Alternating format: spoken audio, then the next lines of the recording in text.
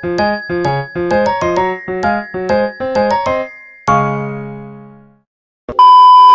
warahmatullahi wabarakatuh. Perkenalkan, nama saya Nurul Mutia Masrul. Saya peserta Angkatan 4 Latsar CPNS tahun 2026 yang diselenggarakan oleh Balai Besar Pelatihan Kesehatan Makassar. Saat ini saya berada di Angkatan 4 kelompok 2 dan saya berasal dari instansi Rumah Sakit Wahidin Sudirohusodo Makassar. Seperti hari-hari sebelumnya, hari ini saya akan menceritakan bagaimana keseharian saya sebagai peserta latihan dasar CPNS yang diselenggarakan oleh Balai Besar Pelatihan Kesehatan Makassar. Untuk jurnal learning hari ini, saya akan menyertakan 2 hari ke-8 dan hari ke-9, agenda sinkronus dan asinkronus yang kami lakukan.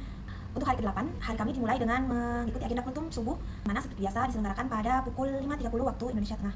Tema kultum hari itu adalah hubungan dengan Allah, hubungan manusia dan alamnya.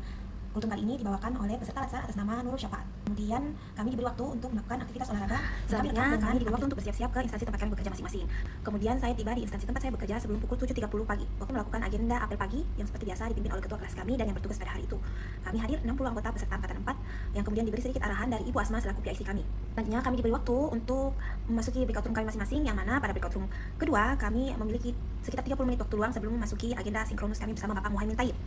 Agenda sinkronus dimulai pada pukul 8.30 waktu Indonesia Tengah. Seperti hari Selasa pada biasanya, pos tempat saya bekerja cukup ramai, jadi saya meminta izin kepada fasilitator saya, Pak Muhaimin, untuk mengikuti Zoom sambil melakukan pelayanan dengan menyimak menggunakan earphone Bluetooth. Hari ke-8, agenda kami adalah mereview 3 tugas yang kami kumpul di malam minggu atau semalam sebelumnya. Yang mana tugas tersebut adalah tugas biodata, tugas kelompok, membuat video bertema implementasi sifat berakhlak di tempat kerja, dan tugas ketiga adalah mengobservasi penerapan dan pelanggaran nilai berakhlak oleh 3 tokoh yang diberikan oleh fasilitator kami dan 1 tokoh yang kami pilih. Agenda dimulai, Bapak fasilitator kami meminta kami untuk mengirim melalui room chat apa definisi kami tentang kesehatan mental dan kesehatan fisik. Kita mengirimkan berapa persen kiranya kondisi kesehatan mental dan kondisi kesehatan fisik kami pada hari itu. Pada pertemuan kedua dengan Bapak Muhaimin ini, persatu dari kami dipilih untuk menampilkan tugas individu maupun tugas kelompok yang kami kumpulkan. Saya mendapat giliran pertama untuk membacakan tugas individu dan mempertontonkan learning journal harian yang saya buat.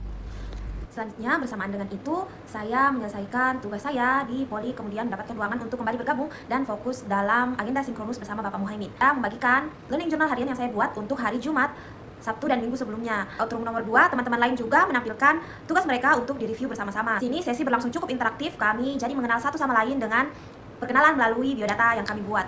Selanjutnya, Bapak Muhaimin mempersilahkan masing-masing kelompok untuk menampilkan video mengenai aktualisasi nilai berakhlak yang kami buat. Selanjutnya, agenda sinkronus hari ke-8 bersama Bapak Muhaimin berakhir pada pukul 10.30 waktu Indonesia Tengah, dan pembelajaran dapat sinkronus kami diberikan 3 tugas oleh fasilitator kami. Tentunya yang pertama adalah membuat video learning journal harian, yang mana pada kesempatan kali ini kami akan membuat learning journal untuk hari ke-8 dan hari ke-9.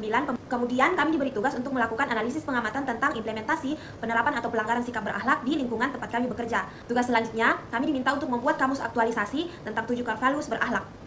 Selanjutnya, saya kembali melanjutkan pelayanan di Poli Rehabilitasi Medik hingga jam pelayanan Poli berakhir. Sebelum pulang, saya menyempatkan untuk melakukan aktivitas olahraga yang tidak sempat saya lakukan di pagi hari karena cuaca yang tidak mendukung, dengan berjalan kaki dari rumah sakit tempat saya bekerja ke rumah yang jaraknya hanya sekitar 1 km. Kemudian pulang ke rumah untuk makan malam, bersih-bersih, dan beristirahat.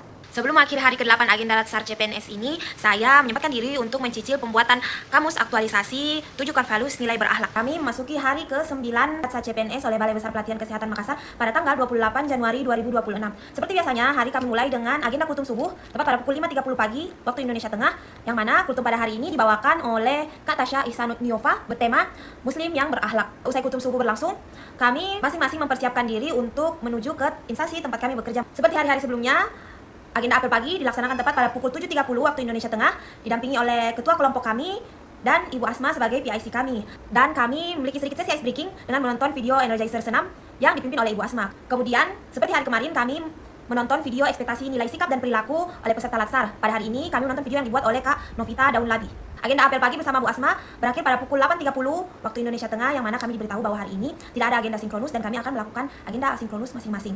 Saya menyempatkan diri untuk menyelesaikan 2 tugas lainnya, yaitu tugas membuat kamus aktualisasi 7 core values nilai berakhlak, dan saya kemudian juga menyelesaikan pembuatan tugas pengamatan implementasi nilai berakhlak di lingkungan instansi Rumah Sakit Wahidin. Sebelum pukul 10, saya melakukan medical check up untuk memenuhi agenda pengukuran kesehatan dan kebugaran yang rutin dilakukan secara berkala 3 bulan di bawah lingkup instansi Kementerian Kesehatan. Setelah dari MCU, saya dipanggil untuk mengikuti pertemuan di Komite Mutu Rumah Sakit Wahidin, yang mana pada pertemuan kali ini saya diajari tentang cara mengisi form base register atau identifikasi resiko untuk Poli Rehabilitasi Medik. Kemudian saya kembali ke Poli tempat saya bertugas untuk kembali melaksanakan pelayanan fisioterapis. Kemudian saya menuntaskan 2 tugas harian yang perlu saya kumpul hari ini. Kami melaksanakan agenda apel sore yang kembali dipimpin oleh ketua kelompok kami dan Ibu Asma serta Kak Defti sebagai PIC kami, melakukan doa penutupan dan sedikit tanya jawab tentang pengumpulan tugas hari ini.